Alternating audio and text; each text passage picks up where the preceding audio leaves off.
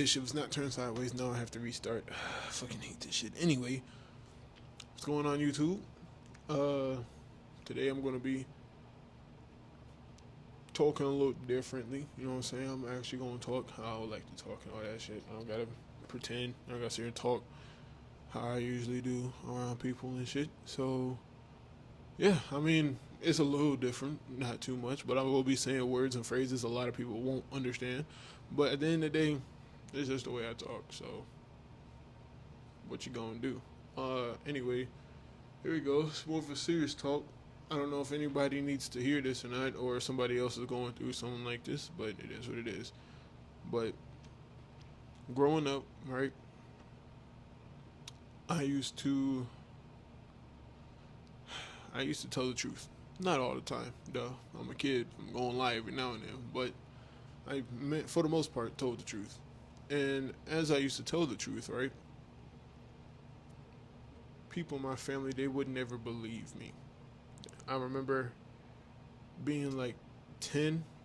Nah. The first time it ever happened, I was 8. That's when I started thinking about stuff. I was 8 years old, but I knew for a fact when I turned 10 and this one thing happened, I knew I was the blame child.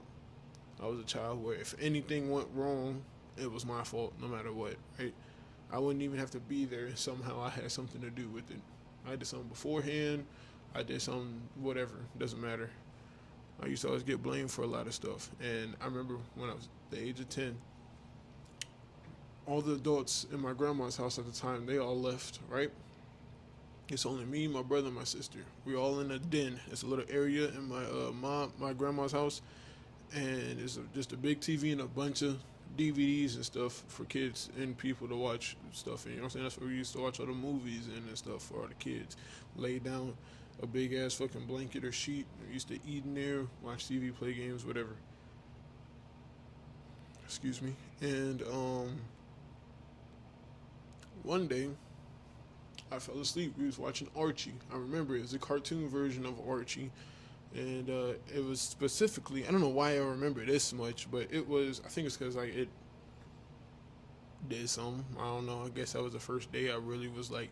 I started thinking like really hard about a lot of stuff, but I remember it was the episode where the potatoes, the what magic potatoes was taking over the world, turning people into zombies and stuff. Right. I don't remember how it finished because I fell asleep during it. Right. Anyway, I wake up and I woke up because I had to use the bathroom. As I'm about to walk out, in order for me to go to the bathroom, it's like I had to walk out the den, right? You would turn to the right, straight ahead of you. This door straight ahead of you will be my grandma's room.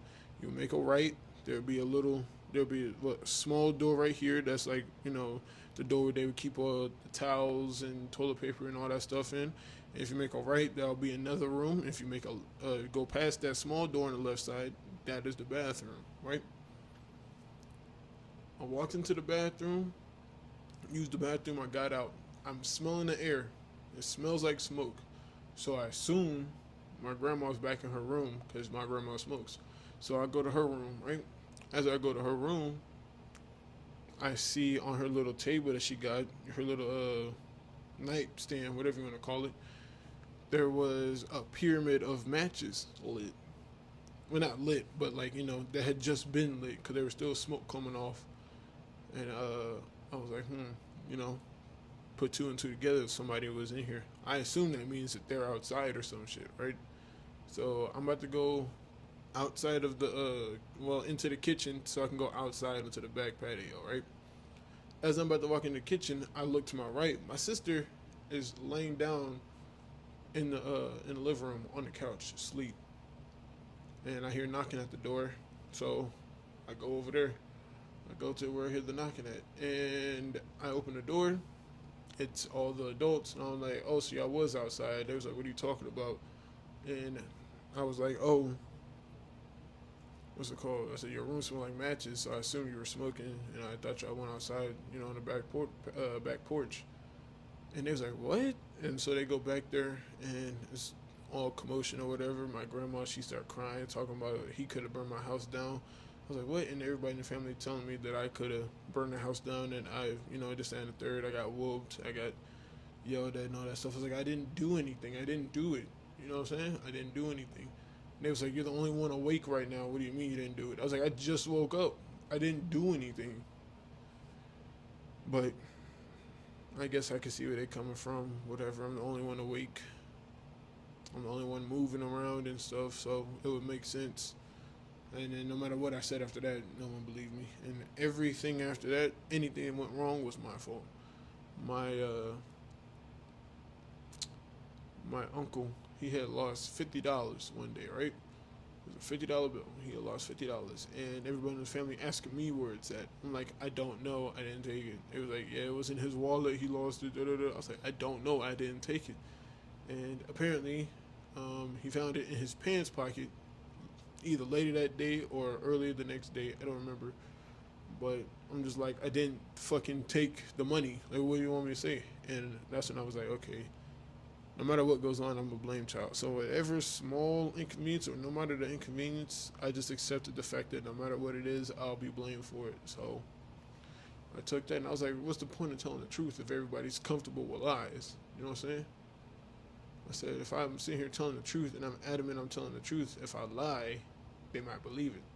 So then I got into acting when I was in middle school, and I loved it. I'm not gonna lie, I loved it a lot, and apparently I got very good at it because all the acting, all the years I took in acting, I got pretty good, and I got so good to the point where I was able to cry on demand, and I was like, yeah, this shit's nice. You know what I'm saying? This shit's cool.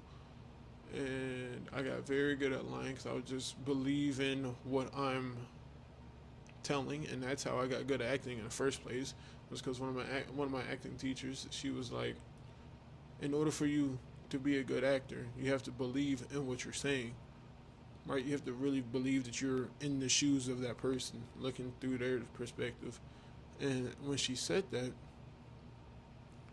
I was like, okay. So I was like, if I wanted to be someone, you know, who can lie to people and get it across, make it seem as if I'm telling the truth, then all I would have to do is truly believe in what I'm saying. So then I started practicing that, and I practiced that by going into the mirror every morning, right? I would go into the mirror, and I would act as if my reflection was a different person than what I was. And I'd be like, okay, my reflection has this characteristics. This is the scene. I am this person. This is the scene. And how would I go about it? And then as I'm going, I would ask why. Why would this person react this way? Why would I react this way? Or what? Not me, but why would this person react this way? And I'll be like, how? How would somebody with this characteristic act this way? And why would they act that way? That's how I did it. And so like I got pretty good at that, just pretty much saying that this is a whole completely different person while I'm just talking to myself. And so that's what I did to get better at talking to people, not to people, but talking as if I was somebody else. And then something that really helped is when I got a little bit older and I knew less and less people were going to try stuff, against me, and I got, taller or whatever, I used to go talking to just random people on the street. I would go talk to like homeless people, people that were on drugs, people that life was going downhill, people who were rich, people who was not famous but known. You know what I'm saying? Kind of known. And yeah, I used to do that stuff. And since I used to talk so much to those people, I was like, okay, I can get, their characteristics, and I would put them all together. And then I'll be able to tap into any characteristic that I wanted because I would know how this person would react to this kind of person would react to that. And that's how I get to the mindset where I am now, to where if I know your personality, your real personality, even a little bit, I know how you're going to react to a lot of stuff. It's weird.